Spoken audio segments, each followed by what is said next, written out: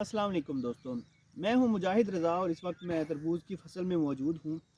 تو اکثر اوقات جو یعنی کہ بلکہ ایک روٹین میں جو ہم فارمر ہیں وہ اپنی اچھی چیز کی پک یا اچھی مینجمنٹ یا اچھے پودے کی پک بنا کے شیئر کرتے ہیں، اپنے آپ کو مطمئن کرتے ہیں یا لوگوں کو دکھاتے ہیں کہ ہماری مینجمنٹ ہے اور یہ ہماری فصل ہے ماشاءاللہ اچھی گروتھ کر رہی ہے۔ تو جو ہماری غلطیاں ہوتی ہیں، ہماری مسٹیکس ہوتی ہیں، وہ ہم شیئر نہیں کرتے۔ جو ہم سے غلطیاں ہوتی ہیں اگر ہم وہ شیئر کریں تو ہم نیکسٹ ایئر اس کو یعنی کہ خود بھی قابو کر سکتے ہیں، کور کر سکتے ہیں، اور جو باقی دوست ہیں وہ بھی کور کر سکتے ہیں۔ تو تربوز کی فصل میں یعنی کہ جو ہمارے نیگیٹو پوائنٹس یا جو ہماری غلطیاں ہیں اس کے حوالے سے یہ ویڈیو میں بنا رہا ہوں۔ تو یہ جو میں اپنے دوستوں کو بھی ساتھ اس کی معلومات شیئر کرنا چاہ رہا ہوں، اور جو خود ہے وہ بھی اس سے اگلے سال انشاءاللہ سیکھنے کی کوشش کروں گا۔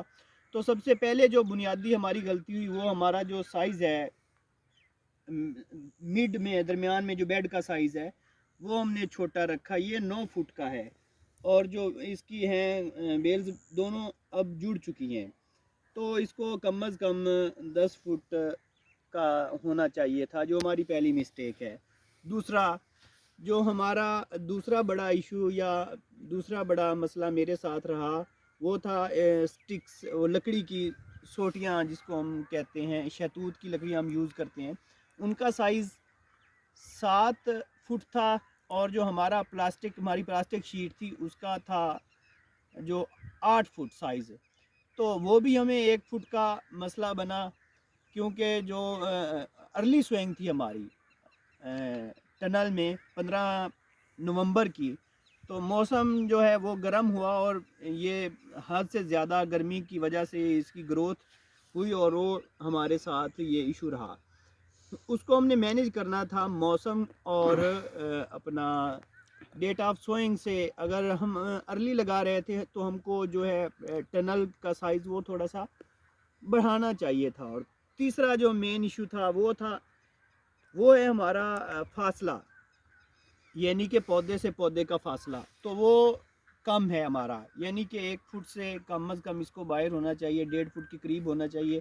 ہمارا جو ہے پودا 1 فٹ 1.25 فٹ کے فاصلے پر ہے، تو یہ زیادہ اس حساب سے تندرست یا اچھی فروٹنگ نہیں لے سکتا جو 1.5 فٹ یا ایک یعنی کہ بالکل اچھے فاصلے پر ہو۔ تو بہتر فاصلہ اس کو بہتر یعنی کہ bed size, sowing time, plastic sheet یا جو بھی ہے، یہ ساری چیزیں ڈیپینڈ کرتی ہیں جو ہماری ایوریج ہے اس کے اوپر۔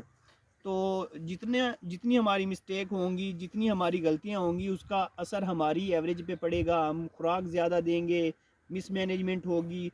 تو اس کے حوالے سے اگر آپ یعنی کہ کوشش کریں جہاں پہ آپ نے 10 ایکڑ کاشت کرنا ہے وہاں پہ 5 کر لیں، اور سٹیل بارز کا استعمال کریں۔ جو لکڑیاں ہیں ان کی وجہ سے جو پلاسٹک شیٹس ہیں وہ بہت زیادہ خراب ہوتی ہیں، ان کو بار بار چینج کرنا پڑتا ہے، پھٹ جاتی ہیں، لکڑیاں ٹوٹ جاتی ہیں، پانی جو بارشوں کا پانی رکتا ہے تو وہاں پہ پلاسٹک شیٹ بیٹھ جاتی ہے، تو یہ ہمیں کافی زیادہ مسائل پیدا ہوگے۔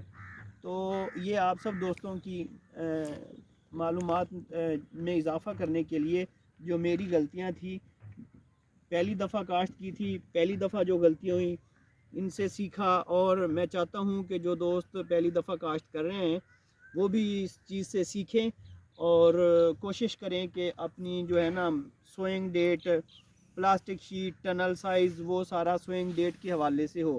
باقی رازق اللہ کی ذات ہے، وہ جس کو چاہے جتنا رزق دے۔ انسان کی جو ہے وہ تو محنت ہوتی ہے، تو اللہ تعالیٰ سب کسانوں پر اپنی رحمتیں نازل کرے اور ان کے رزق میں برکت عطا فرمائے۔ شکریہ۔